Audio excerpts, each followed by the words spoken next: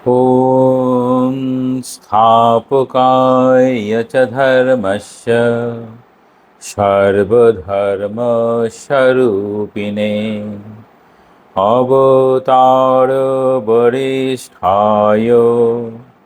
रामकृष्णाय ते नमः।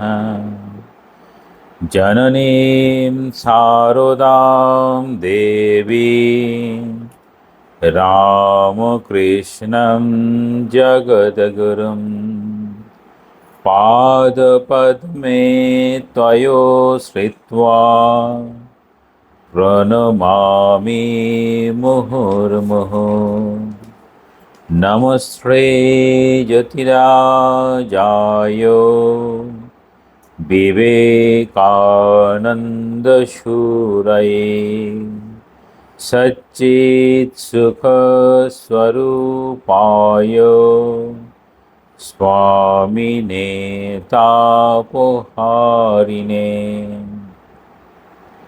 আজকে এই ধর্মসভায় উপস্থিত সকলকে আমার প্রণাম নমস্কার। আমরা এখন একটা বিষয় দেখব, সেটি হচ্ছে ধর্ম। এই ধর্ম, এই প্রসঙ্গটি স্বামী প্রেমানন্দজি, যা সম্পর্কে আমরা কথামৃতে দেখি বলা হচ্ছে বাবুরাম মহারাজের হাড় পর্যন্ত শুদ্ধ। শুদ্ধ বলা যায়, তার হাড় পর্যন্ত শুদ্ধ, অর্থাৎ যারা হাড় বলতে আমাদের ভেতরের অংশ, কাঠামো আর কি, হাড় বলতে কাঠামো মানে স্কেলিটন, সেই স্কেলিটন পর্যন্ত শুদ্ধ। তো তিনি ধর্ম প্রসঙ্গে উদ্বোধনে একটা লেখা লিখেছিলেন। উদ্বোধনের 16তম বর্ষের 7 সংখ্যায় প্রকাশিত হয়েছিল, যেটি পরবর্তীতে উদ্বোধন 100 বলে, মানে 100 বছরের সব থেকে ভালো ভালো আর্টিকেল সেই সময় যিনি ছিলেন তিনি মনে করেছিলেন সেই আর্টিকেলগুলোকে নিয়ে, উদ্বোধনেই প্রকাশিত আর্টিকেলগুলোকে নিয়ে উদ্বোধন 100 নামে প্রকাশিত হয়েছিল। সেই বইয়েতে এই প্রেমানন্দজির লেখা ধর্ম প্রসঙ্গটি উল্লেখ আছে। সেখান থেকে আমরা ধর্ম শুনব, ধর্মটা দেখব। সাধারণত ধর্ম একটা ধারণা, আমাদের একটা ধারণা নিতে হবে।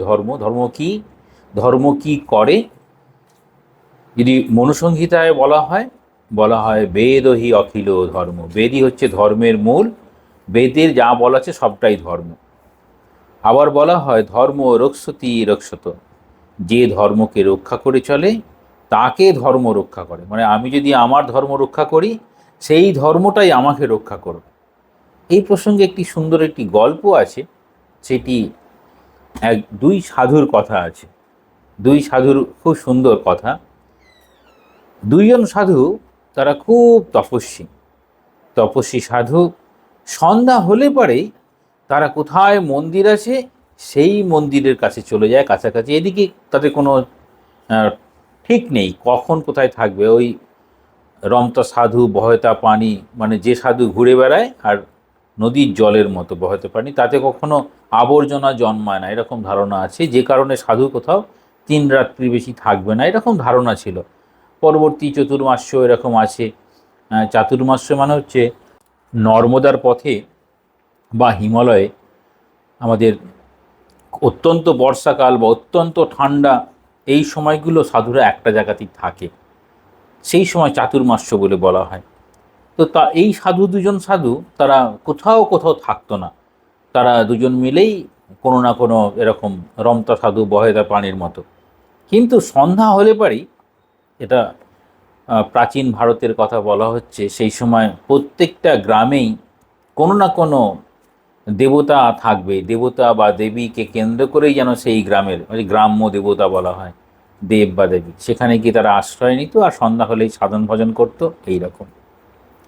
তো সন্ধ্যা হলে পরেই সেই দুজন সাধু যেখানেই মন্দির পাবে ওরকম গ্রামে, সেখানে মন্দিরেতে অবস্থান করবে, ঈশ্বরের গুণগান করবে এইরকম। তো তাদের সঙ্গে, দুজনের সঙ্গে ওই একটা গ্রামে একটা মানুষের সঙ্গে পরিচয় হলো, ভদ্রলোক। সে ভদ্রলোক বলছে, তোমরা সন্ধ্যা হলেই যেখানে আছো, তোমাদের সঙ্গে কদিন ঘুরছি, বেশ ভালো লাগে।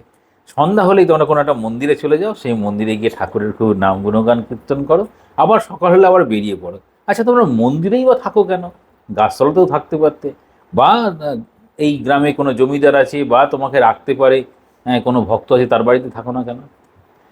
তারা বলছে যে না, আমাদের না কোনো ওই দেবদেবীর স্থানটাই বেশি ভালো লাগে, কারণ সেখানে তো আর সংসারের কথাগুলো হয় না, মানুষ আসে, মানুষ সংসারের কথা ভগবানকে জানায়, হয়তো সংসারের উন্নতির জন্যই ভগবানকে জানায়, বা আমার ঈশ্বরের প্রতি যেন মতি হয়, ভক্তি হয়, কিন্তু বাকি সংসারের কথা হয় না। বলছে বাকি সংসারের কীরকম?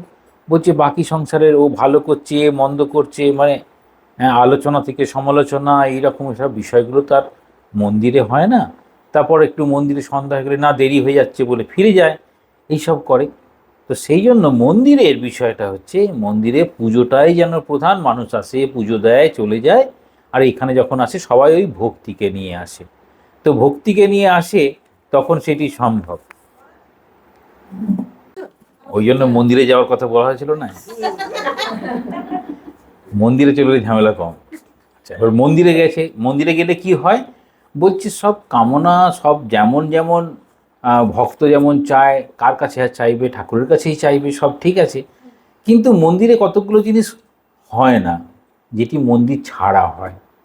আর আমাদের তো সব কিছু সবসময় চিন্তা করার কথা ভগবানের কথা, তাই জন্য আমরা সন্ধ্যা যেখানে হয় সেখানে, যেখানেই মন্দির পাই সেখানেই থেকে যাই, যে গ্রামে যেখানেই পাই। তো সেই গ্রামের ভদ্রলোক সেই সঙ্গে রয়েছে, গ্রামের ভদ্রলোকের সঙ্গে রয়েছে, কিন্তু তার তো এরকম সাধুদের মতো প্রতিদিন একই রকমভাবে মন্দিরেতে তার থাকার তো অভ্যাস নেই। সে ভাবছে ঠিক আছে, আজকের দিনটা আমি আর এদের সঙ্গে না থেকে দেখি গ্রামে কোথাও থাকতে পারি কিনা। তো গ্রামে কারোর সঙ্গে কথা বলেছে, বলছে হ্যাঁ থাকুন, এখানে থাকুন। আহ, তখন জিজ্ঞেস করছি তুমি কি করছিলে এতদিন? বলছে না, বেশ কয়েকদিন ধরে এই সাধুদের সঙ্গে ছিলাম। এই সাধুরা হচ্ছে সন্ধ্যা হলে পরেই গ্রামের যে কোনো ছোট মন্দির বা বড় মন্দির, যেখানে যেমন মন্দির আছে সেখানে থেকে যেত, আমিও ওদের সঙ্গে থেকে যেতাম। বলছে রাত্রিতে? বলছে না, রাত্রিতে কোনো খাবার দাবার কিছু থাকতো না, ওই ঠাকুরের যা প্রসাদ অল্প একটু সেটা পাওয়া যেত, আর কিছু নেই। বলছে হয়তো আপনার কদিন তাহলে ভালো খাওয়া হয়নি, তাহলে আজকে আপনার জন্য বিশেষ করে রান্না করি। বলে ওই বিশেষ করে রান্না করে প্রচুর খাওয়া দাওয়া হলো, আর কোনো ঈশ্বরীয় প্রসঙ্গ নেই। এদিকে সাধুদের সঙ্গে এদিকে কদিন কাটছিল, সন্ধ্যা হলেই ভগবানের নাম গুণকীর্তন, ঈশ্বরীয় প্রসঙ্গ, সাধুদের কথা সেসব হচ্ছিল, সেসব থেমে গেল। তো একদিনেতেই সে বলছে পরের দিন সকালে মনটা যেন কেমন হয়ে গেল। এই তো কদিন সাধুদের সঙ্গে ছিলাম, সন্ধ্যার সময়, সন্ধ্যার পরে অলমোস্ট খাওয়ার জুটতোই না, কারণ ওই মন্দিরে যেটুকু ছিল ছিল। তখন ওই দুজন সাধুর মধ্যে একজন বলছেন যে দেখো, অভ্যাসটা না খুব বড় কঠিন ব্যাপার। এই দীর্ঘদিন ধরে আমরা এরকম চলছি, তুমি বলছিলে না কেন এরকম থাকো না, ওই একদিনেতেই এই সন্ধ্যার পরে যদি বেশি কেউ আহার করে, কেন আগেকার দিনে বলা হতো যে সন্ধ্যার পরে বেশি খাবে না, বেশি খেলে পরে ঘুম পাবে আর ভগবানের দিকে মন যাবে না। বলছে এটি সাধুরা বলে না, প্রত্যেকেই এটা জীবন দিয়ে দেখেছে, আমাদের গুরুরা, আমাদের প্রাচীনেরা যা দেখেছে তাই বলে। সেই জন্য সাধু সঙ্গ যদি না করা যায় তাহলে এই বিষয়টা বোঝা সম্ভব হয় না। তখন বলছেন যে তাহলে আপনি, আমি যে গৃহী ছিলাম, আমাকে তাহলে আপনারা তাহলে স্থান দিলেন কেন? এই যে কদিন আমি যে যাচ্ছিলাম, আমাকে তাহলে সেই সুযোগটা দিচ্ছিলেন কেন? বলছিল যে না, কখনো কখনো ভগবান কার বেশি কীভাবে এসে আসে আমরা তো জানি না, আমাদেরকে পরীক্ষা করার জন্য তো অনেকে অনেক রকমভাবে আসে, ভাবলাম ভগবানই তোমাকে পাঠিয়েছে, বা সবার মধ্যেই ভগবান আছে। তখন ওই ভদ্রলোক ভাবছেন, আমি হঠাৎ করে ভাবলাম যে আমি হয়তো পেরে উঠছি না, কিন্তু ইনি দেখছেন আমার মধ্যে ভগবান আছে। তাহলে সাধুরা তো সাধারণ মানুষকে সাধারণ দেখেন না।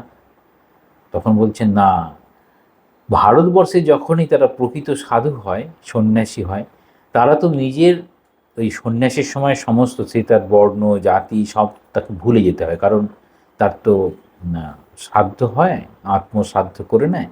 তো আত্মশ্রাদ্ধের পর তার তো আর কিছু থাকে না। সেই জন্য যে কেউ আসে তাকেই তারা চেষ্টা করে যে ভগবানের হয়তো প্রতিভী হয়েই এসেছেন। সে সাধারণ প্রাণী থেকে শুরু করে সাধারণ মানুষ যে যেরকম অবস্থায় আসে। তখন বলছেন না, আমরা না এখনও চেষ্টা করি, প্রতিদিন সন্ধ্যা হলে পারে যেখানেই যাই সেখানে থেমে যাই, গ্রামে আর তার বাইরে যাই না। বলছে কেন? তখন বলছেন আমাদের এরকম প্রাচীনকালের ধারণা অনুযায়ী ভগবান হচ্ছে ভগবান তো তার কর্মের বিরাম নেই। আমরা বলি আমাদের কর্মের বিরাম আছে, ভগবানের কর্মের বিরাম নেই, ভগবান সবসময় কর্ম করে চলেছে। আর আমাদের এই কর্মটা সাধারণভাবে জাগ্রত অবস্থায় যেভাবে কর্ম হয়, আর রাত্রিতে সেরকম কর্ম হয় না। ঠাকুরের দেখবেন কথামৃতে উল্লেখ আছে, কজন রাত্রিতে জেগে থাকে। যারা রোগী, রোগ যন্ত্রণায় জেগে থাকবে, যারা ভোগী, ভোগ লাঘবের চেষ্টায় যারা জেগে থাকবে, আবার সাধু, তারাও জেগে থাকবে ভগবানের নাম গুণকীর্তন করবে বলে। লাটু মহারাজ দেখবেন, ঠাকুরের শিষ্য লাটু মহারাজ রাত্রিতে ঘুমাতেন না। হ্যাঁ, কম্বলের নিচে জপ করতেন। আর সবাই মনে করতো এটা বড়নগরের ঘটনা, সবাই মনে করতো বুঝি ইঁদুর এসেছে, হ্যাট হ্যাট হ্যাট এরকম করতে ইঁদুরটা চলে যাক এরকম ভাবছে, তখন লাটু মহারাজ চুপ করে যেত। আবার যখন সব শুয়ে পড়লো, আবার লাটু মহারাজ মালায় জপ করতে শুরু করলো। তো ওরকম লাটু মহারাজের ওরকম জীবন। তো যখন ঠাকুর যখন এলেন, তখন বলছেন, তখন এই অবতার পুরুষদের সঙ্গে কারা আসে, কারা কাটায়, তারা গৃহী হোক, তারা সন্ন্যাসী হোক, তাদের প্রত্যেকেই সেই ভগবানের কৃপাধন্য হয়ে এসেছেন।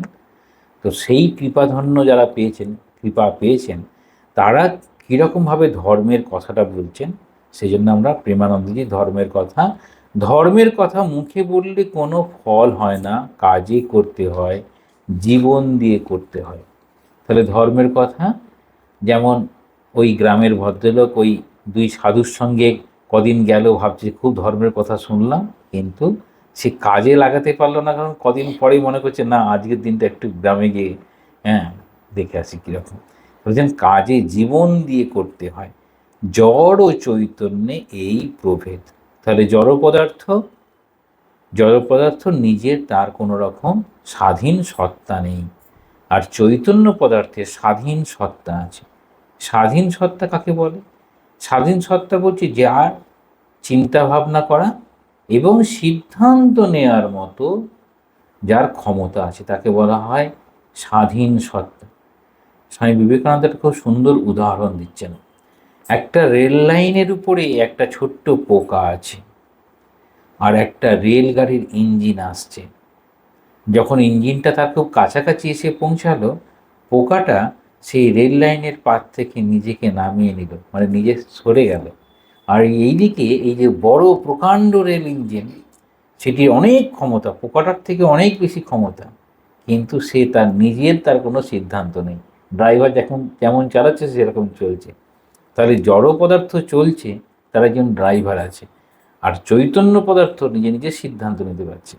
এইবার এই যে চৈতন্য পদার্থ আমাদের প্রত্যেকের মধ্যে আছে, আমরা এখন কি মনে করছি, না আমাদের মধ্যে চৈতন্য পদার্থ আছে, কিন্তু আমাদের একজন এই গাইডিং ফোর্স, একজন ড্রাইভার আছে।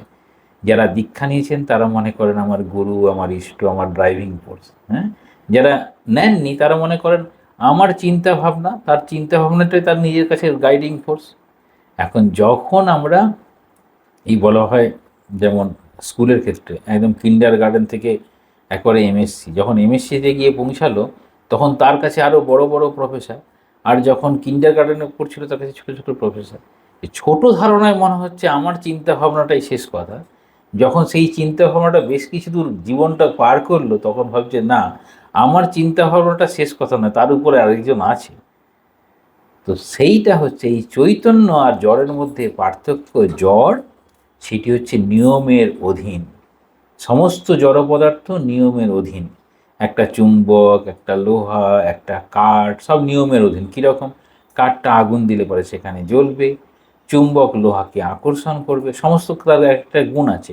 দুধ হলে পরে সেটি সাদা হবে, যে সাদা না হয় সেটি দুধ নয়। হ্যাঁ, চুন জলও দেখতে দুধের মতো, কিন্তু কিছুক্ষণ রাখলে পরে চুন জল থিতিয়ে যায়, দুধ সেটি হবে না। অনেক সময় না ফিনাইলটাও সাদা রঙ, কিন্তু যে না গন্ধ আছে, হ্যাঁ দুধের সেই গন্ধটা নেই। আর একটু লেবু দিলে পরে দুধটা কাটায় কেটে গিয়ে ছানা হতে পারে, ফিনাইল সেটি হবে না। এই জড় পদার্থ সব নিয়মে চলে, আর চৈতন্য পদার্থ তার প্রত্যেকের একটা স্বাধীন সত্তা যুক্ত নিয়ম, একটা স্বাধীন সত্তাও আছে, একটা নিয়মও আছে। তো এই নিয়ম আর স্বাধীন সত্তা যুক্ত হচ্ছে চৈতন্যে। জড় পদার্থের ক্ষেত্রে সেটি নেই।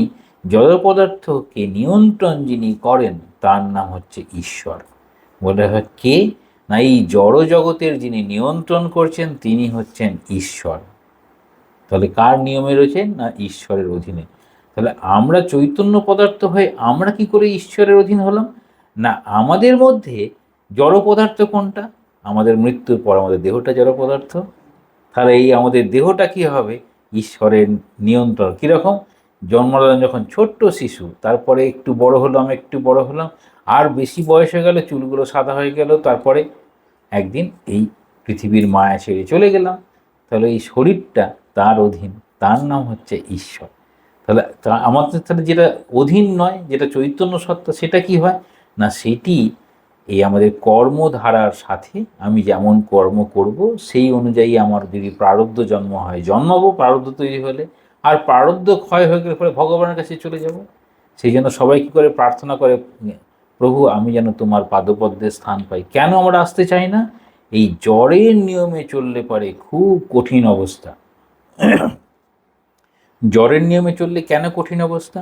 না জ্বরের নিয়মে চলা মানেই হচ্ছে আপনাকে সুখ দুঃখ, সুখও আছে দুঃখও আছে। তাহলে সুখ দুঃখ পাশাপাশি। আবার যেটা পেয়ে সুখী হব ভেবেছিলাম, সেই সুখটাই প্রকারান্তরে আমার দুঃখের কারণ হলো। কীরকম? খুব সুন্দর সুন্দর রান্না, 25 বছর বয়সে সেটা খেয়ে কোনো অসুবিধাই নেই, আর যখন সেটি 75 বছর বয়স হলো তখন সেই সুন্দর খাবারটাই আমার প্রবলেম তৈরি করলো। তাহলে তাহলে বলছেন যেটা আমাদের সুখের কারণ হয়েছিল সেটাই দুঃখ হতে পারে। তাহলে সুখ দুঃখ, সুখের কারণটা দুঃখ হয় কি করে? সুখের কারণটা তো সুখই ছিল, কেন সুখটা কি করে দুঃখ হয়ে গেল? বলছেন সুখটা দুঃখ হয়ে গেল কারণ যখন যে বয়সে যে ভাবনা নিয়ে আমি সুখ ভেবেছিলাম, এই বয়সের পরিবর্তনে অভিজ্ঞতার পরিপ্রেক্ষিতে আমি দেখছি না সেটা কিন্তু পরবর্তীতে সুখ নয়, সেটি দুঃখ দিচ্ছে। তাহলে সময়ের সাথে সাথে আমরা কি করি? অভিজ্ঞতা লাভ করি। কিন্তু জড় পদার্থ কি সেই অভিজ্ঞতা লাভ করে? বলছেন না। চুম্বক অভিজ্ঞতা লাভ করো না, চুম্বকের একই রকম থাকবে, কাঠ একই রকম থাকবে, বাড়ি একই রকম থাকবে, তারা কিন্তু অভিজ্ঞতা লাভ করবে না। আমরা অভিজ্ঞতা লাভ করব।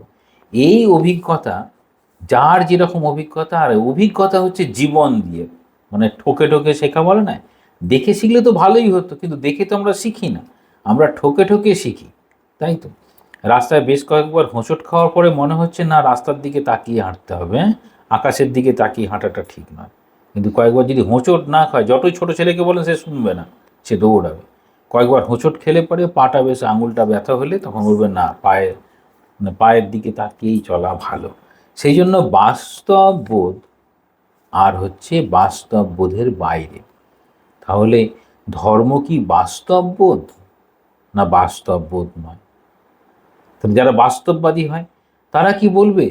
যে না ধর্মকে অনুসরণ করে চলো। দেখুন খুব ভীষণ বাস্তববাদী, তারা বেশিরভাগ জড়বাদী হয়ে যায়। কীরকম? না আজকে আমি এই করলাম, কালকে এটা পাচ্ছি, একদম যা যা করব তার যেন ফল আমিই পাই। কিন্তু আমি এমন কিছু করতে চাই না যে আমি যা করলাম তার ফলটা আমি পাবো না। যারা বাস্তববাদী তাই বলবে। কিন্তু এখানেই ধর্মের সঙ্গে এই বাস্তববাদী মনোভাবের একটা পার্থক্য আছে। এই ধর্মের ভাবে যারা চলবে সে বর্তমান বাস্তব এবং আমাদের আগের যারা অভিজ্ঞতা লাভ করেছে তাদের জীবনটাকে পাশাপাশি মেলানোর চেষ্টা করবে। কি বলবে? না দেখি একটু মহাপুরুষরা কি বলেছেন, তাদের সন্তানরা, তাদের ত্যাগী সন্তান বা গৃহী সন্তানরা তাদের জীবনের অভিজ্ঞতাগুলো কি বলেছে। আমরা খুব ছোটোবেলাতেই দেখি আমাদের বলা হয় অবতারদের জীবন বা মহাপুরুষদের জীবনী পড়ার কথা প্রত্যেক বাবা মা, প্রত্যেক শিক্ষক বলেন, কিন্তু কেন বলেন সেটি তারা নিজেরাও জানেন না।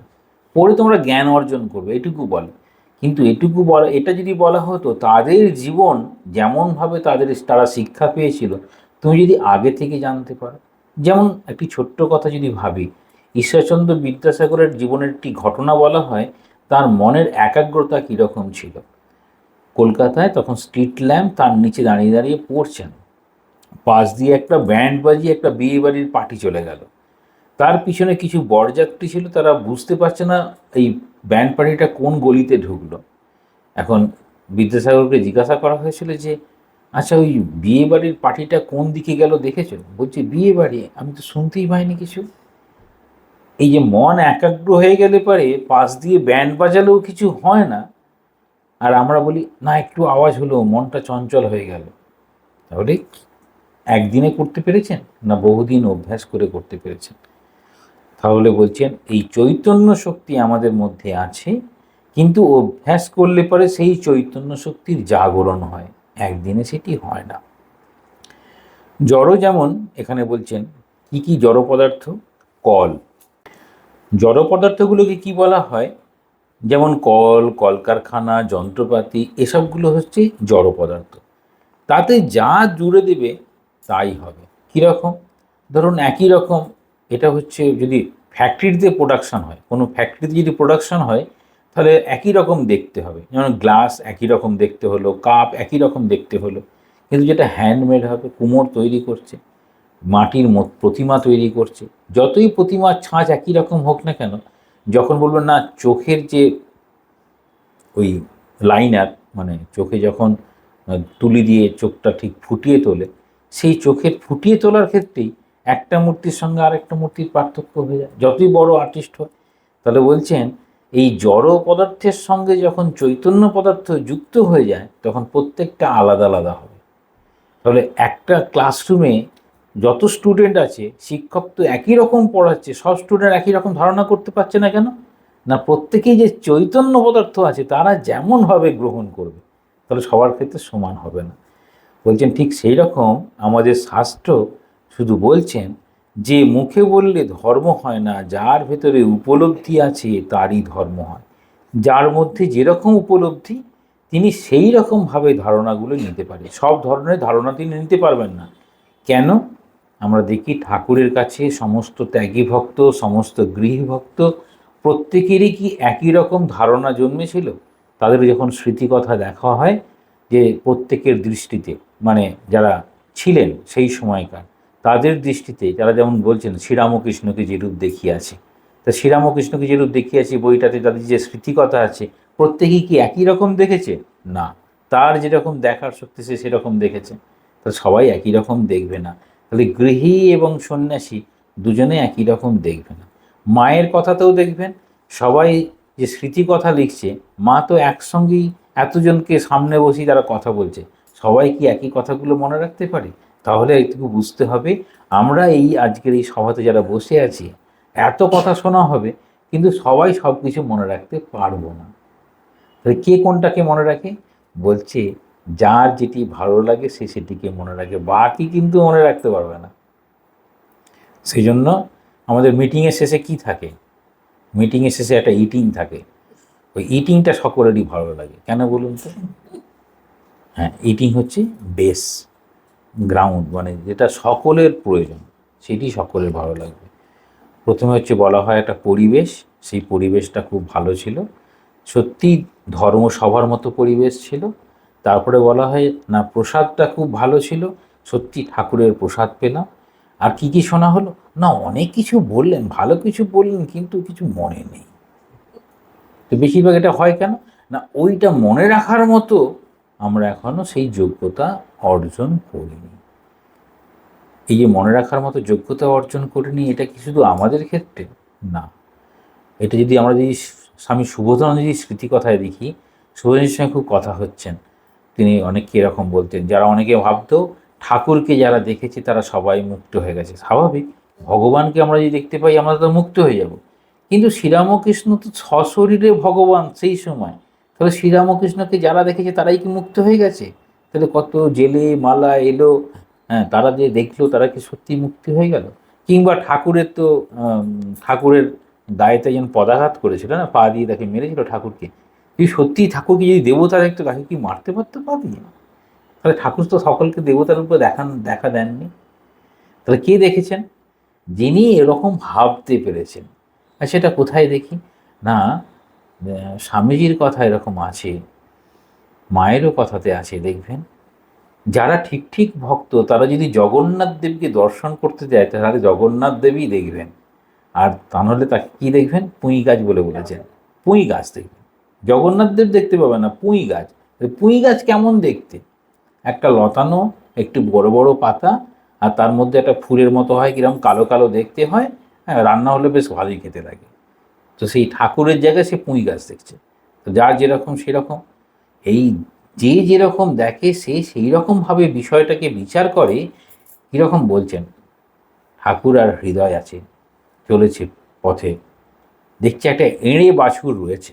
সেই এঁড়ে বাছুরটা দেখেই হৃদয় ভাবছে কবে এটাকে বাড়ি নিয়ে যাব, এটা বড় হবে, জমিতে হাল দেবে, কত কি উপার্জন হবে সেসব ভাবছে। আর ঠাকুর ভাবছে, ওই হৃদয়ের ওই ভাবনা দেখে ভাবছে এই ছোট বাছুরটা কবে বড় হবে, কি বৈষয়িক বুদ্ধি রে বাবা। দেখুন, দুজনেই এঁড়ে বাছুর দেখলো। তো এই এঁড়ে বাছুরটা দুজনেই দেখছেন, একজন সেটা না বাড়ি নিয়ে যাবে, চাষবাস করবে, কত উপার্জন হবে সেরকম ভাবছে, আর ঠাকুর ভাবছেন এঁড়ে বাছুরটার কথা আর হৃদয়ের কথা। হৃদয় এখন বলছে কি ভাবছে, হৃদয় কবে বাড়ি নিয়ে যাবে, বড় করবে, এসব করবে। ঠাকুরের ভাবনা কি, যে মানুষ সে ভগবান লাভ করুক, ঠাকুর সেটি চাইছেন। এই জন্য বলছেন কি, আমরা তেমনি শাস্ত্রের কথা শুধু মুখে বললে হয় না, যার ভেতরে উপলব্ধি আছে তারই ধর্ম হয়।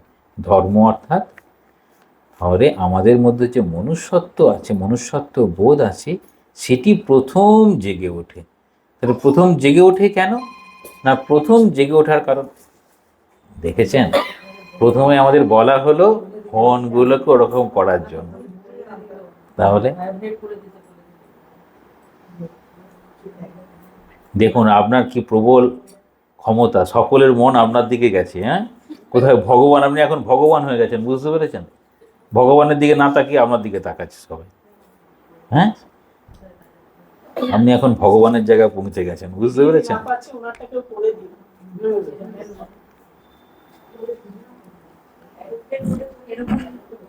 আচ্ছা, এই প্রসঙ্গে একটা, যদিও এটা বেশ মজার জিনিস, কীরকম জানেন তো, এরকম একটা ফোন বেজেছে, তারপর এটা সম্ভবত স্বামী বলভদ্রজি বলছেন, আপনার কোনো দোষ নাই, আপনাকে যে ফোন দিয়েছে এটি হচ্ছে তার বিশেষ, বলে থেমে গেছে, তার বিশেষ বলে থেমে গিয়ে বলছেন, আপনাকে ফোন বন্ধ করাটা শেখায়নি। তার বিশেষ বলে থেমে গেলেন, ফোন বন্ধ করাটা শেখায়নি। মানে কেন, হয় আপনার ছেলে দিয়েছে বা নাতি দিয়েছে, ফোন বাজলে পারেই নাতি ফোনটা দিয়েছে সেটা মনে করবেন, বা ছেলে ফোনটা দিয়েছে মনে করবেন, সেই জন্য সে ফোন বন্ধ করা শেখাবে না। কি অদ্ভুত ধারণা, মানে আমাদের বিষয়টা আমরা কীরকমভাবে ভাবতে পারি, তো এইরকমভাবে ভাবা যেতে পারে। আচ্ছা, তাহলে কি বিষয়টা কি হলো, যে যার ভেতর উপলব্ধি আছে, তাহলে উপলব্ধি কার নেই, আমাদের প্রত্যেকেরই উপলব্ধি আছে। আর কীরকমভাবে আমরা উপলব্ধিটা করি না, যতগুলো আমাদের ইন্দ্রিয় আছে সমস্ত ইন্দ্রিয় দিয়ে আমরা উপলব্ধি করি। চোখ দিয়ে দেখি, কান দিয়ে শুনি, তাই তো, নাক দিয়ে গন্ধ পাই, জিভ দিয়ে স্বাদ গ্রহণ করি, ত্বক দিয়ে স্পর্শ অনুভব করি, সব আমাদের উপলব্ধি হয়। তাহলে এই উপলব্ধির কথা কি এইখানে যে উপলব্ধি সেটি রয়েছে না। তাহলে বলছেন ধর্ম এরকম যার ভেতরে আছে, যার তারই হচ্ছে উপলব্ধি হতে পারে। তাহলে ধর্ম সম্পর্কে একটি বোধ, ধর্ম একটি বোধ, সেই বোধটা যার যেরকম থাকবে। তাহলে প্রথমে বোধ কীরকম, ছোটোবেলায় এরকম বলা হতো যে তুমি এমন কোনো জায়গায় বসবে না যে তোমাকে সেখান থেকে উঠে যেতে বলে, এটি প্রথম শিক্ষা দেওয়া হতো। তুমি এমন কোনো জায়গায় বসবে না যেখানে তোমাকে উঠে যেতে বলে কেউ। কেন বলা হলো, তার মানে তুমি আগে যোগ্যতা অর্জন করো, তারপর সেই জায়গায় বসো। কি অদ্ভুতভাবে এই শিক্ষাগুলো দেওয়া হতো, মানে আমি এরকম শিক্ষা পেয়েছি। তো এমন জায়গায় বসবে না। আবার বলা হতো যখন বড়রা কথা বলে তার মধ্যে তুমি ঢুকে পড়ো না। তাহলে কখন ঢুকবো না, তুমি বড় হো তারপর ঢুকে পড়বে। তাহলে বড় বলতে কি বোঝায়, তাহলে বড়দের ধারণা ছোটদের ধারণা দুটো জগৎটা আলাদা। তারা একরকম জিনিস নিয়ে ভাবে, বড়রা একরকম জিনিস নিয়ে ভাবে। ঠিক একই রকম বলছেন, যার উপলব্ধি হয় তারই ধর্ম হয়। তাহলে উপলব্ধি বলতে প্রথম উপলব্ধি হচ্ছে প্রত্যেকেই চলার পথে যদি প্রতিদিন ভাবি যে আমি কি ঠিক পথে আছি, এই আমি কি ঠিক পথে আছি এটি পূজনীয় মহারাজ বলতেন, ঈশাত মনন্দজি শব্দটা প্রয়োগ করতেন এরকমভাবে, am I on right track, always think about that. সব সময় চিন্তা করবে আমি কি সেই ট্র্যাকের উপরে আছি। এখন ট্র্যাকের উপরে কে থাকে? রেল লাইনের ট্র্যাকের উপরে ইঞ্জিন থাকে। তাহলে রেল লাইনের উপর যদি ট্র্যাকের উপরে ইঞ্জিন থাকে, তার মানে তার অ্যাক্সিডেন্ট হবে না। তাহলে আমি কি সেই ট্র্যাকে আছি? বলছে এই যে যার কোনো বোধ থাকবে, যার এই বোধটা থাকে, তার ধর্ম উপলব্ধি হয় যে আমি ঠিক পথে আছি। তো এই ঠিক পথে থাকার নাম হচ্ছে কর্তব্য। আমি মা হিসেবে ঠিক কর্তব্য করছি, আমি ছাত্র হিসেবে ঠিক কর্তব্য করছি, বাকি আমি যেখানে গেছি সেখানের কর্তব্য করছি। যদি মন্দিরে যাই, মন্দিরের মতো পোশাক, মন্দিরের মতো ভাবনা। এখন সত্যি কি আমরা সেগুলো করি? বলছেন না, আমরা করি না। আমরা করি না বলেই, এবং প্রত্যেকেই আমরা মনে করি আমার জীবনের এখন বর্তমান যে অবস্থা সেটি সর্বত্র সেটি মনে করে চলি। এটি দেখানোর জন্যই রানী রাসমণি এবং শ্রীরামকৃষ্ণের ওই ঘটনার অবতারণা। জমি নিয়ে মামলা সংক্রান্ত ব্যাপার চলছে, রানী রাসমণি ঠাকুরের কাছে মন্দিরে এসে শুনতে চাইছেন মায়ের গান। ঠাকুর একটা থাপ্পড় মেরেছিলেন যে এখানে বসেও সেই ভাবনা। তাহলে তার রানী রাসমণির মতো, যিনি কালী মন্দির স্থাপন করেছেন, যেটা ঠাকুরের সাধন ক্ষেত্র হলো, সেই রকম গুণসম্পন্ন নারীর ক্ষেত্রেও দেখা যাচ্ছে তিনি ওই উপলব্ধি স্তরে পৌঁছাতে পারেননি। যেখানে যেটি করার কথা সেখানে সেটা করতে পারলেন না। তাহলে এরা বলছেন ধর্ম হচ্ছে উপলব্ধি, যার ভেতরে আছে তিনি হবেন। তারপরেই দেখাচ্ছেন ঘটনাটা কি। ঠাকুর তো থাপ্পড় মারলেন, রানী রাসমণির অনুশোচনা হলো, আমি ঠাকুরের কাছে গান শুনতে বসেছিলাম।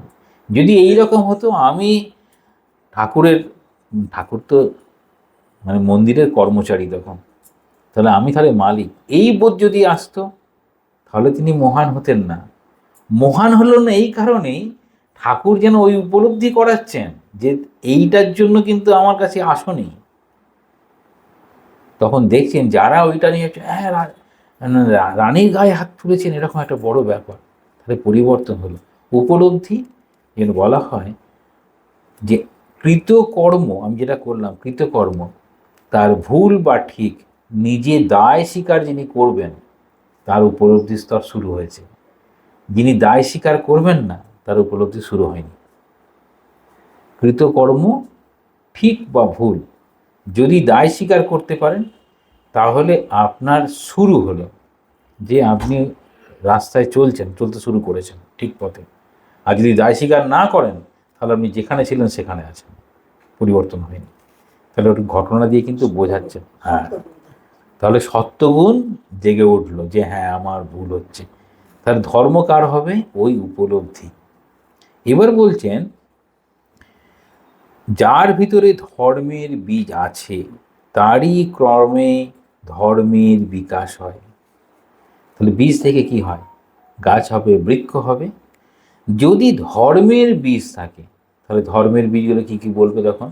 ধর্ম বলতে আমাদের মধ্যে যে গুণগুলো আছে, সত্য রজতম, যত আমরা সত্য গুণের দিকে যাব তত আমাদের ধর্মের বিকাশ, যত রজ এবং তমগুণের দিকে যাব তত ধর্ম থেকে দূরে যাব। তাহলে সত্যগুণ অবলম্বন করে যেতে হবে। গীতাতে পাবেন ওই যে অমানিত্যম অদম ভিত্তম বলে শুরু করছেন এরকম। যেমন বটের বীজ যে কোনো জায়গায় পড়ে থাকলে ক্রমে তা হতে গাছ হয়, তেমনি আমাদের ভিতর কিছু থাকা চাই, তা ক্রমে উপলব্ধি করতে হবে, ভাবিত হতে হবে। তাহলে কি বলছেন? যেমন বট গাছের বীজ, তাহলে বট গাছের বীজ থেকে বট গাছ হবে, তেমনি আমাদের ভিতর কিছু একটু ওরকম থাকা চাই, আর ঠাকুরের রকম ভাবনা ভাবলেই তাহলে সেটি হবে। নইলে কেবল কতকগুলি কথা শুনে মুখস্থ করে বললে ধার্মিক হওয়া যায় না, পণ্ডিত হওয়া যেতে পারে। তাহলে কি বলছেন? মুখস্থ করলাম আর বলে দিলাম, জীবনে তার কোনো রকম প্রকাশ নেই, তাহলে সেটাকে কি বলছেন? পণ্ডিত হবে, কিন্তু ধর্মের জায়গায় যেতে পারবে না। শঙ্কর ভাষ্য মুখস্থ করে লোকে পণ্ডিত হতে পারে, ধার্মিক হতে পারে না। শঙ্করাচার্য নিজেই বলেছেন, বাক বই করি শব্দ ছড়ি, হ্যাঁ, শব্দ ব্যাখ্যান ও কৌশলম, এরকমভাবে বলছেন। আর খুব সুন্দর পাণ্ডিত্যপূর্ণ দিয়ে ব্যাখ্যা করে যাচ্ছে খুব সুন্দরভাবে, কিন্তু সেখানে শব্দেরই জাল, সুন্দর ভাষা। কিন্তু প্রকৃত যদি ধার্মিক হয়, তাহলে পণ্ডিত আর ধার্মিকের মধ্যে পার্থক্য কী হবে? পণ্ডিত তত্ত্বটা কেবল জেনেছে, পড়েছে, বলেছে।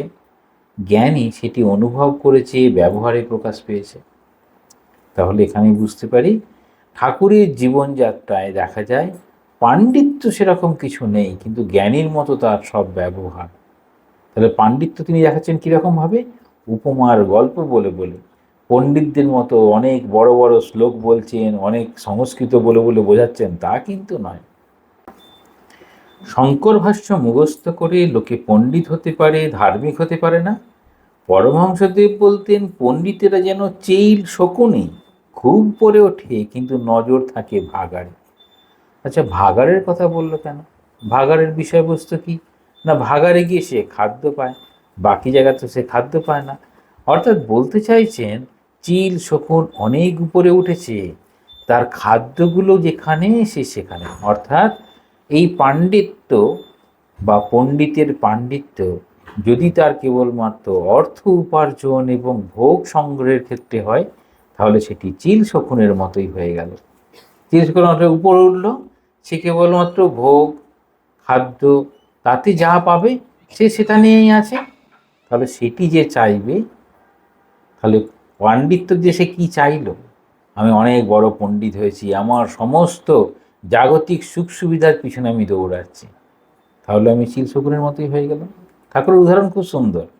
এবার বলছেন, তেমনি পণ্ডিতেরা অনেক শাস্ত্র পড়ে, খুব লম্বা চওড়া কথা বলে, কিন্তু নজর থাকে ভাগাড়ে, বলেই বলছেন কামিনী কাঞ্চনে। কামিনী কাঞ্চন দুটো খুব বড় টার্ম ঠাকুর বারবার ব্যবহার করেছেন। এই যে আমাদের জগৎ, জগতে বন্ধন, সেই বন্ধনের কারণ, সেই বন্ধনগুলো কেন হয়, এসব বলতে গিয়ে ঠাকুর বলছেন এই জগৎ সবটাই হচ্ছে চাওয়া পাওয়ার জগৎ। চাওয়া পাওয়া, এই কামিনী অর্থাৎ হচ্ছে ডিজায়ার, কাঞ্চন মানে হচ্ছে অর্থ। তাহলে দেখা যায় আমাদের জাগতিক যা কিছু পেতে হয় সেটি অর্থ ছাড়া হয় না। তাহলে আমাদের চাওয়া পাওয়া মেটানোর জন্য অর্থের খুব প্রয়োজন। এই অর্থের প্রয়োজন, চাওয়া পাওয়া, তাহলে দুটোকেই সমান জ্ঞান করছেন ঠাকুর সমলোষ্টাস্ম কাঞ্চন বলে। এক হাতে মাটি নিলেন, মাটির ঢেলা, আর এক হাতে সোনার একটা মুদ্রা, টাকা মাটি, মাটি টাকা বলতে বলতে তিনি দিলেন গঙ্গায় বিসর্জন দিয়ে। তারপর ভাবছেন, মা লক্ষ্মী কি রাগ করবে? এখন এটা দিয়ে দিলাম, মহা মুশকিল হয়ে গেল, আমি কি তাহলে কী করলাম? তারপর দিচ্ছে না, মা বলছেন না, এটা রাগ করবে না। কার কাছে যাচ্ছেন দেখুন সমাধান নেওয়ার জন্য? শ্রীমৎ সারদা দেবীর কাছে গেছেন, তাই না? তাকে গিয়ে জিজ্ঞেস করছেন। বেশ বেশ মজার ব্যাপারগুলো আছে। কেন বলুন তো, কেন বললেন? কারণ ওই যে বৈকুণ্ঠে যখন থাকতেন তখন লক্ষ্মী আর নারায়ণ, তো তো নারায়ণ যদি এরকম করেন, লক্ষ্মী কি রাগ করবেন না? সেটা কেন মনের মধ্যে রয়েছে। ঠাকুরের অদ্ভুত সব ব্যাপার স্যাপার, তো সে দিয়ে বোঝানোর চেষ্টা করছেন। ধার্মিক হতে গেলে প্রথম দরকার সত্য ধারণা, প্রাণান্তেও বাধা। দেখুন কি বলছেন, সত্য ধারণা, প্রাণান্তেও, সত্য ত্যাগ করবে না। যার সত্যনিষ্ঠা আছে তার কাছে সত্যস্বরূপ ভগবান বাধা। সত্য ধারণা না থাকলে কিছুই হবে না। সত্য বাক্য, সত্য সংকল্প, সত্য চিন্তা, এ না থাকলে কিছুই নয়। তাহলে সত্য বাক্য, ঠাকুর এই বলছেন মন মুখ এক করা, কথায় কাজে মিল। তাহলে সত্য সংকল্প, যেটা সংকল্প ঠিক করব, সত্য চিন্তা করা। তাহলে বলছেন এমন স্বপ্ন দেখবো না যে স্বপ্নগুলো আমাকে মিথ্যার পথে নিয়ে যাবে। কীরকম? না, বাঘ হয়ে হয়তো আকাশে উঠছে, তাহলে বাঘ হয়ে আকাশে উঠছে এরকম ভাবনার সঙ্গে ঘুমটা ভেঙে সবসময় বসে পড়া উচিত না। এটা অদ্ভুত অদ্ভুত কল্পনা হয়ে গেল। প্রাণপণ করে এই সত্য প্রতিপালন করবে। এই যে বলছেন প্রাণপণ করে এই সত্য প্রতিপালন করবে, এটা হচ্ছে ঠাকুরের বাবা ক্ষুদিরাম চট্টোপাধ্যায়ের জীবনকে দেখে বোঝা যায়, তিনি মিথ্যা সাক্ষ্য দিলেন না। তো দেখা যাচ্ছে এই যে সত্যের জয় ত্রিকালে, ভূত ভবিষ্যৎ বর্তমানে সত্যের জয়। তাহলে সত্য, সত্য সম্পর্কে ধারণা। ঠাকুর বলছেন সত্য হচ্ছে ঈশ্বরের স্বরূপ, আর ঈশ্বরের স্বরূপ বা ব্রহ্মের স্বরূপ সেখানে সচ্চিৎ আত্মা বলা হয়। সত্য যেমনভাবে সত্য পালন করেছেন, স্বামীজি একটা চিঠিতে বলেছেন যে আমি জানি মধুর ভাষী হলে পরে জগতে সব কিছু খুব সুবিধা হয়, সব কিছু মিষ্টি মিষ্টি করে কথা বলে অনেকে কাজ উদ্ধার করে নেয়, বেশ মিষ্টি মিষ্টি করে কথা বলে কাজ উদ্ধার করে, কিন্তু সত্য নয়। স্বামীজি বলছেন আমি পারি না, আমি জানি সত্য হচ্ছে একটা করসিভ সাবস্টেন্স, মানে একটা জারক পদার্থের মতো, যেখানে সেটি পড়ে সেখানে সে পথ তৈরি করে নেয়। শক্ত গ্রানাইটে দেরিতে, নরম মাটিতে খুব তাড়াতাড়ি সেটি পথ করে নেয়। তার নরম মাটি বলতে কি বোঝায়, শক্ত মাটি বলতে কি বোঝায়, মানে ছোট শিশুদেরকে খুব সহজে এই সত্যটা শেখানো যায়। আর ঠাকুর যেমন বলছেন গলায় কাঠি হলে আর টিয়া পাখি না ময়না পাখি সে আর কথা শোনে না, কি কথা তাকে আর শেখানো যায় না, সেটি হচ্ছে গ্রানাইট হয়ে গেছে, বুঝতে পেরেছেন? ওই গ্রানাইট হয়ে গেলে, আমাদের তো বয়স বেশি হয়ে গেছে, এখন গ্রানাইটের মতো অবস্থা। হ্যাঁ, তৈরি করবে কিন্তু সহজে হবে না। তো এইরকম বলছেন সত্য একটি জারক পদার্থের মতো। বলছেন ভূত ভবিষ্যৎ বর্তমানে সত্যের জয়। তাহলে ভূত ভবিষ্যৎ বর্তমান এটিকেই বলা হয় জাগ্রত স্বপ্ন সুষুপ্তি। তিনটি অবস্থাতে ওই সত্য স্বরূপ সাক্ষী স্বরূপ আমাদের সঙ্গে সঙ্গেই আমাদের আত্মা জীবাত্মা থাকে, আত্মার অবস্থান। ধর্মের কথা সবাই জানে, কিন্তু কে তা পালন করে বলুন? ধর্মের কথা কিন্তু সবাই জানে।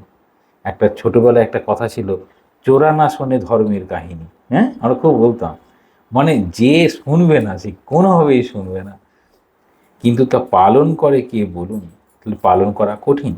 যে সত্য পালন করবে তারই হবে। তাহলে সত্য পালন করা কঠিন কেন মনে হয়? মনে হয় মিথ্যা বললে বুঝি খুব সুবিধা হয়ে যাবে, সেই জন্য সত্য পালন করা কঠিন মনে হয়। ছোটবেলা থেকেই আছে। ছোট শিশু মেঝেতে পড়ে গেলে মা প্রথমেই গোলমালটি করে দেয়, মেঝেকে বলে আমি মেঝেটাকে বকে দিয়েছি তুমি থেমে যাও। তো বাচ্চারা শিশু থেমে গেল, মেঝেটাকে বকে দিয়েছে। যখন বড় হলো তখন হচ্ছে মা একদম পুরো প্রথমেই আমাকে একটা ভুল শিখিয়েছে, কি মেঝেকে বকে দিল, এখন মেঝেকে বলে পড়ে গেলাম পায়ে লাগলো।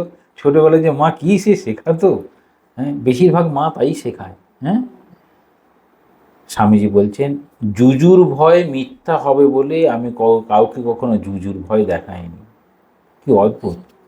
জুজু জুজুর ব্যাপারটা কি, জুজু জুজুর ভয় একটা দেখায়, ওই জুজু আসছে। যাই হোক, অনেকে বলে থাকেন ব্যবসা বাণিজ্যে সত্য চলে না, এটা আমি মানি না। তাহলে ব্যবসা বাণিজ্য যারা করেন তারা বলেন ব্যবসা বাণিজ্যে সত্য চলে না। এখানে মহারাজ বলছেন, স্বামী প্রেমানন্দজি বলছেন আমি এটা মানি না। সত্য যেখানে আছে সেখানে ভগবান স্বয়ং থাকেন। ঠাকুরের ঠাকুরের একটা গল্প ছিল না, একটা সময় তাঁতির গল্প ছিল না, খুব সত্য কথা বলতো।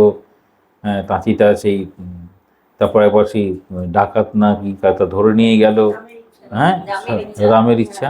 হ্যাঁ, সে তখন সেই তার রামের ইচ্ছায় ডাকাতরা চলে গেল, আমাকে ধরে নিল পুলিশ। হ্যাঁ, বিচারক বলছে হ্যাঁ সব রামের ইচ্ছা, হ্যাঁ রামের ইচ্ছায় সব। তখন বলছে না এই লোকটি তাহলে ভুল করতে পারে না, হচ্ছে রামের ইচ্ছায় আমি এখন এখানে আপনার কাছে এসেছি শেষ পর্যন্ত। তা সবই হচ্ছে রামের ইচ্ছা। তাহলে এই যে রামের ইচ্ছা করেও সে বিজনেস চালানো যায়, সে রামের ইচ্ছায় আমার মজুরি এত, রামের ইচ্ছায় এটা মানে র মেটেরিয়াল যেটা কিনেছি সেটা এত, রামের ইচ্ছায় আমি এত টাকা লাভ করে এটা টাকা বিক্রি করবো। ঠাকুর সব কথা মধ্যে সুন্দরভাবে বলেছেন যে ব্যবসা চলবে না তা কিন্তু নয়, এটা আমি মানি না। সত্য যেখানে সেখানে ভগবান স্বয়ং থাকেন। বিষয়ী গৃহী যদি সত্য রাখেন তিনি ধার্মিকের অগ্রগণ্য হবেন, তার ব্যবসায় উন্নতি হবে। কি বলছেন? বিষয়ী গৃহী যদি সত্য রাখেন তিনি ধার্মিকের অগ্রগণ্য হবেন। কেন অগ্রগণ্য বলছেন? যিনি ধার্মিক ব্যক্তি তাদেরও আগে চলে যাবেন, তাদের মধ্যে প্রধান হবেন। কারণ আমরা সবসময় মনে করি যে গৃহস্থ মানুষের কত রকম দিক সামলে চলতে হয়, তারপরে সে সত্যকে ধরে রাখেন কি করে, সত্যি খুব কঠিন। তারপর বলছেন এখানে একটা গল্পের কথা বলছেন, একটি গল্প শুনুন। নারায়ণগঞ্জের নিকটবর্তী দেওভোগ গ্রামের দুর্গাচরণ নাগ মহাশয় খুব সত্যপরায়ণ ছিলেন, যিনি সাধু নাগ মহাশয় নামে পরিচিত। তার কথা বলছেন, একদিন বাজারে গিয়া মাছের দাম জিজ্ঞাসা করায় মাছওয়ালি বললে 4 আনা। তিনি নিজে সত্যবাদী, তাহলে মাছওয়ালি বললে 4 আনা, তিনি নিজে সত্যবাদী, তাই মাছওয়ালিও মিথ্যা বলে নাই এই বিশ্বাসে আর দর না করিয়া তিনি ওই দাম দিয়েই মাছটি কিনলেন। একটি লোক তাই দেখে মনে করলে, এ কেমন লোক, একবারও মাছের দর করলেন না। পরে জিজ্ঞাসা করে জানতে পারলে ইনি সাধু নাগ মহাশয়, এর বিশ্বাস কেউ ঠকায় না। সেই লোকটি তখন মেছুনীকে বললে, তুই কেমন লোক, আমরাও তো মাছের দর জানি, এই সাধুর নিকট হতে তুই ডবল দাম নিলি। মেছুনীর ওই কথা মনে লাগলো। পরদিন নাগ মহাশয় বাজারে গিয়ে একটা মাছের দাম করলেন। সে তখন 5 আনার মাছটার দাম চাইলে 2 আনা। তখন নাগ মহাশয় হাত জোড়ো করে বললেন, আমায় কেন বঞ্চনা করছেন, কেন বঞ্চনা করছেন, এর দাম বেশি, ঠিক দাম নিন, ঠিক দাম নিন। তখন মেছুনী বুঝলে ইনি সাধারণ লোক নন। তখন তার পায়ে ধরে কান্না, তাই সত্যের কারবারে লোকসান নাই। যদি সত্য থাকে তবে সকল কল্যাণ হবে, ঐহিক পারমার্থিক সব হবে। তাহলে বলছেন সত্যের কীরকম শক্তি। এই যে তাহলে নাগ মহাশয়ের ধারণা হচ্ছে কেউ মিথ্যা বলে না, কি অদ্ভুত ধারণা। তাহলে এই অদ্ভুত ধারণা মিথ্যা বলে না কে এরকম ভাবতে পারে, তাহলে এরকম ভাবা খুব কঠিন। তাহলে যিনি মনে করেন তা তিনি পারবেন। এটি যখন এই প্রেমেশানন্দজির একটা আত্মবিকাশ বলে বই আছে, ছোট্ট একটা বুকলেট স্টুডেন্টদের জন্য, সেখানে এরকম বলছেন, যারা সত্যকে মেনে চলে, সত্যকে ব্যবহারিক জীবনে প্রকাশ করে, তো তার জীবনটা এমন হবে তার সামনে কেউ মিথ্যা কিছু করতে পারবে না, মানে সত্যের এত ক্ষমতা থাকে। সত্যের পর সংযম চাই। সত্য যেন ফাউন্ডেশন, ভিত্তি, তা হতে সব হয়, সংযম আসে। সত্য থাকলে কর্মীর দল টানলে যেমন সব দলটা চলে আসে, তেমনি সব আসবে। তাহলে সত্যকে ধরে থাকলে সংযম আসবে, ধর্ম আসবে, সব। তাহলে তার সূত্র হচ্ছে যেন সত্য। আমরা কিন্তু এই সত্যটি হারিয়েছি, তাই এই দুর্দশা। তাহলে আমাদের দুর্দশার কারণ কি? আমরা সত্যটাকে হারিয়েছি। এত ভুগেও সত্য হারিয়েই এই অবনতি, যাতে এটি আসে। এত ভুগেও সত্য হারিয়েছি, এই সত্য হারিয়েই আমাদের এই অবনতি, যাতে এটি আসে তার চেষ্টা থাকা দরকার। বালকের বিশেষ, যুবা ও বৃদ্ধদেরও দরকার। কি বলছেন? বালকের বিশেষ করে এই সত্য ধরে রাখার কথা বলছেন, যুবা ও বৃদ্ধদেরও দরকার বলে বলছেন। মানে বালক অবস্থায় যে অভ্যাস করা শুরু করেনি, তার কিন্তু যুব বা বৃদ্ধ বয়সে সত্য পালন করা খুব দুরূহ ব্যাপার। কথায় হবে না, কাজে দেখাতে হবে। মন মুখ ভেতর বার এক করতে হবে। তাহলে সত্য, তাহলে সত্য কীরকম সত্য? সত্যনিষ্ঠা, সত্যপ্রিয়তা, হ্যাঁ, সত্যপ্রিয়তা, এই সবগুলো। সত্যনিষ্ঠা, সত্যপরায়ণ, সত্যপ্রিয়তা সব সত্যের সঙ্গে যুক্ত। তখন তিনি তার ভেতরে সত্য, বাইরেও সত্য। তাহলে বলছেন কাজে দেখাতে হবে। যাকে আমরা সাধন ভজন বলি, তার মূল তত্ত্ব যেন মন মুখ এক করা। তাহলে সাধন বলতে মন মুখ এক করা। সাধন ভজন বলতে কি বলবো, কি ভাববো? মন মুখ এক করা। আমরা কি বলি? ঠাকুরের সামনে বসে ঠাকুরের নাম করি, না ঠাকুরের নাম করতে করতে অন্য চিন্তা করি? তাহলে মন আর মুখ এক হয় না। তাহলে সাধন ভজন যে কত কঠিন, তার কারণটা কি হয়েছে? না ছোটবেলা থেকে সত্য অভ্যাস করা হয়নি। সেই সত্য অভ্যাসটা হয়নি, আর মনের মধ্যে প্রথম থেকেই গোলমাল চলছিল। ঠাকুরের নাম করতে বসার সময় মনটা যখনই শান্ত হলো, মনের গোলমালটা বাইরে চলে এলো। তাই জন্য তখন বুঝতে পারছি মনে কি গোলমাল চলছে। এতক্ষণ তো বিভিন্ন কাজের মধ্যে ছিলাম, সেই মনের গোলমালটা বাইরে আসতে সুযোগ পাইনি। এখন মনটা যেই শান্ত হয়েছে, মনের গোলমালটা বাইরে চলে এসেছে। বলছেন আমাদের এটি নেই, ভেতরে এক বাইরে এক। তাহলে ভেতরে কি? ভেতরে এরকম যা চিন্তা হওয়ার চলছে, হ্যাঁ, মোবাইলগুলো অনও চলছে।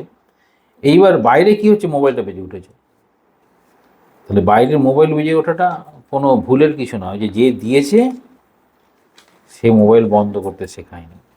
যে দিয়েছে পরে বলবেন এত সুন্দর মোবাইল আমার নাতি দিয়েছে। এটাই হচ্ছে মোহ। তাহলে আমাদের মোহ কি? যা ভেতরে আর যা বাইরে দুটোতে সমান নেই, সেটা হচ্ছে মোহ। এটাই অবিদ্যা। যিনি ধার্মিক হতে চান তিনি মুখে কথা কইবেন না, কাজে কথা কইবেন। তাহলে কি বলছেন? যিনি ধার্মিক হতে চান, মানে চেষ্টা করব ধার্মিক হতে, তিনি কি করবেন সেটি বলছেন, মুখে কথা কইবেন না, কাজে কথা কইবেন। তাহলে কাজে কথা কওয়াতে কাজের মধ্যে দিয়ে প্রকাশ। এটি স্বামীজির পদপ্রান্তে খুব সুন্দরভাবে একটি লেখা আছে। আমি কাজ দেখে কি করে বুঝবো কাজটি ঠাকুর স্বামীজির কাজ? এটি খুব সুন্দর। ঠাকুর স্বামীজির কাজ আমি কি করে কাজটা দেখে বুঝবো? না, যদি কাজের মধ্যে ঠাকুর স্বামীজি প্রকাশ পায় তবে সেটি ঠাকুর স্বামীজির কাজ। আর কাজ দেখে যদি মনে হয় না অমুক মহারাজের কাজ, তমুক মহারাজের কাজ, তাহলে কাজটি ঠাকুর মা স্বামীজির ভাবনায় কাজ নয়। তাহলে কাজে কি থাকবে? কাজে থাকবে সত্যপ্রিয়তা, সত্যনিষ্ঠা, আর সম্পূর্ণ সেই কাজটি ঈশ্বরে বা ঠাকুরের উপরে অর্পণ করা। শ্রীরামকৃষ্ণার্পণমস্তু যে আমরা সমস্ত অনুষ্ঠানের শেষে বলি, সেটি মনে প্রাণে করতে হবে, সবটাই ঠাকুরকে দিতে হবে, তবে ঠাকুরের কাজ হবে। এবার বলছেন তাঁর উপর ভগবান প্রসন্ন, তার ঐহিক পারত্রিক কল্যাণ নিশ্চিত। কার উপরে?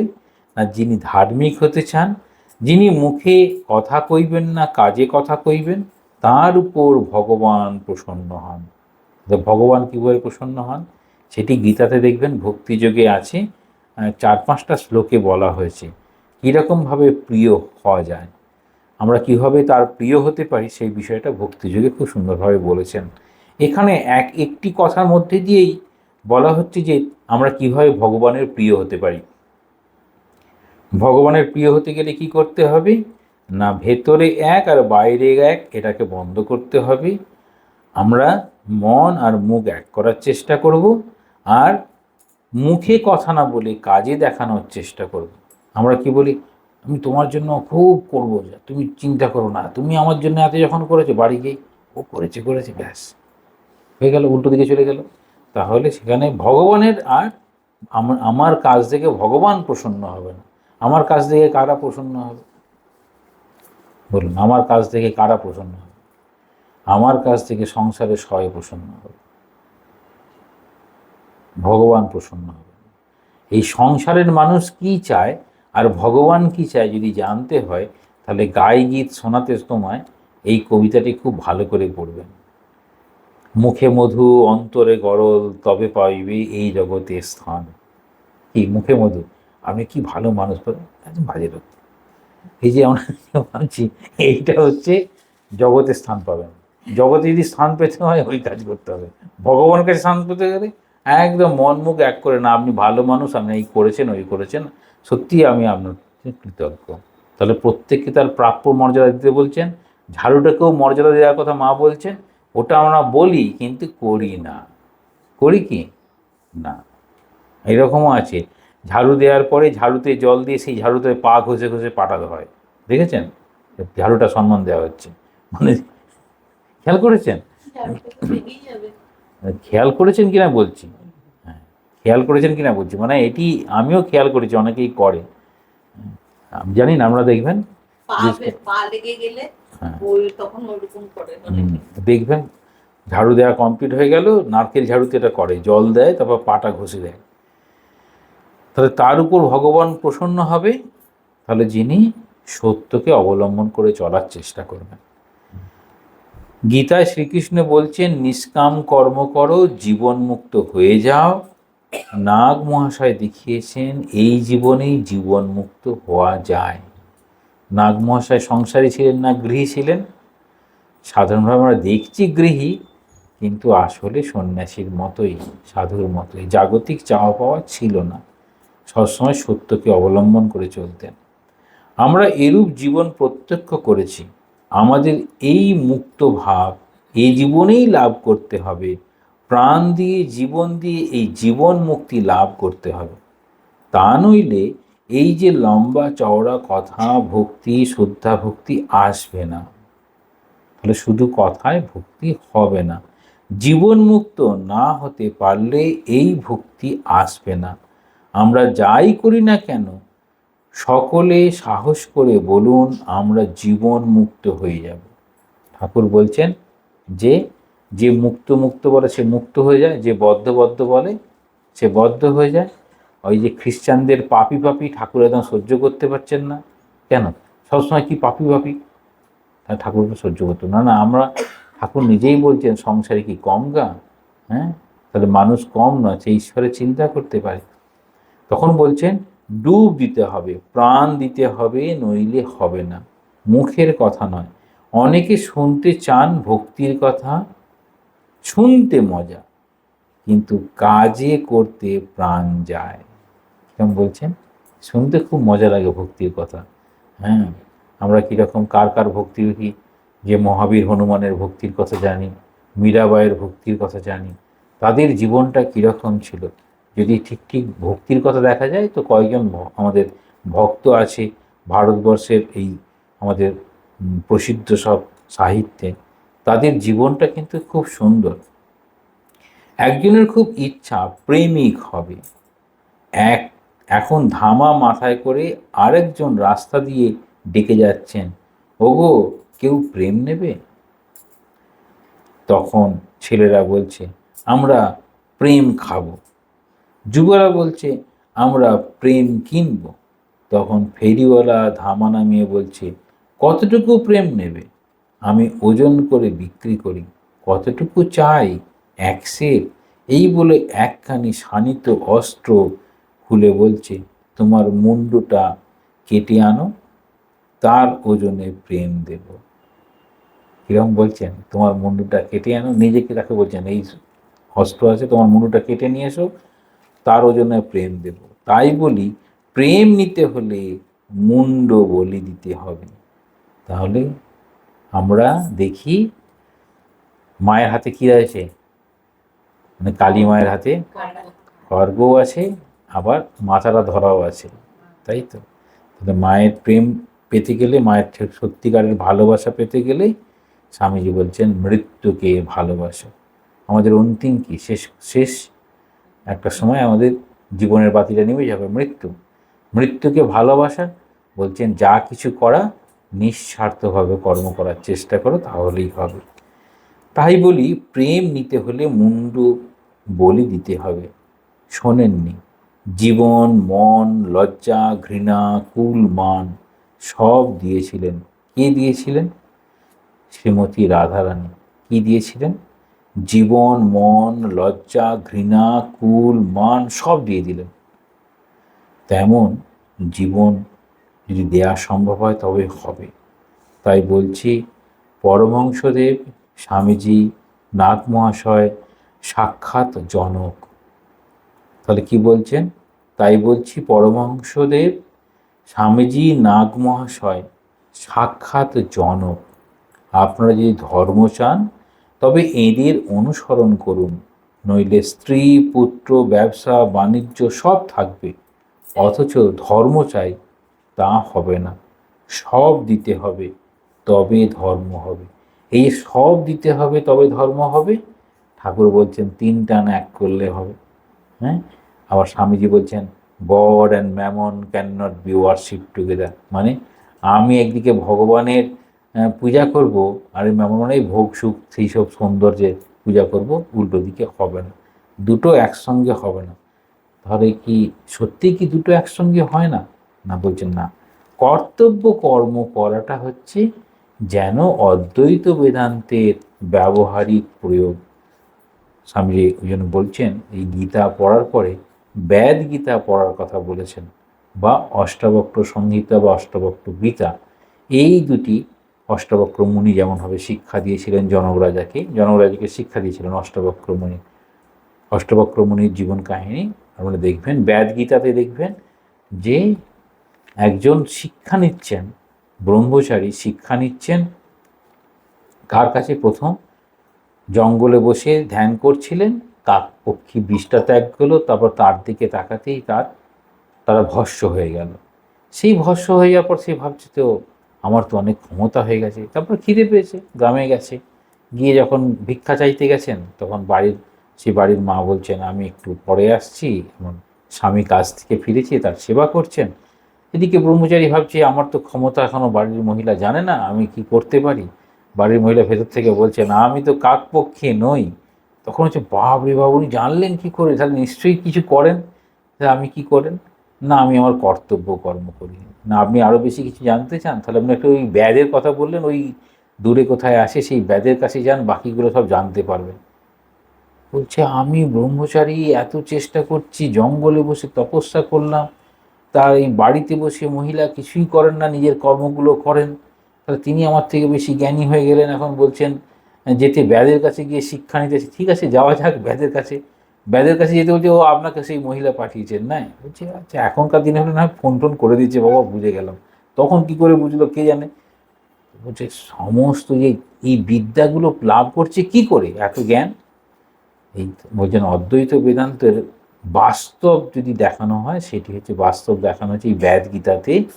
জীবনের প্রত্যেকে তার নিজের কর্তব্য কর্ম যদি করে তাহলে তাদেরও জ্ঞান লাভ হয়।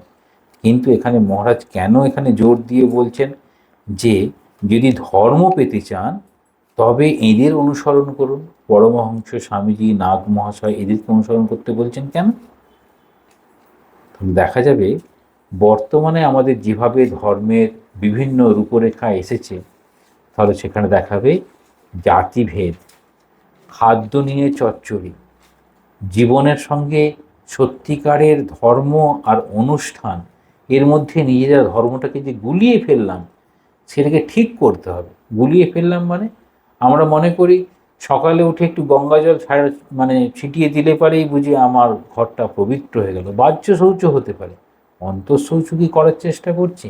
ভেতরের মলিনতাগুলো কি কাটছে? স্বামীজি যেরকমভাবে কর্মযোগ, ভক্তিযোগ, রাজযোগে বলছেন যে জীবনে কি কীভাবে করা যায়, বা সীমা সারদাদেবীর জীবনটা দেখাচ্ছেন, কেন জীবনগুলোকে দেখানোর চেষ্টা করছেন? না সেই জীবনে ধর্মের সব দিকটা প্রকাশিত হয়েছে, তাহলে তাদেরকে কথা বলছেন।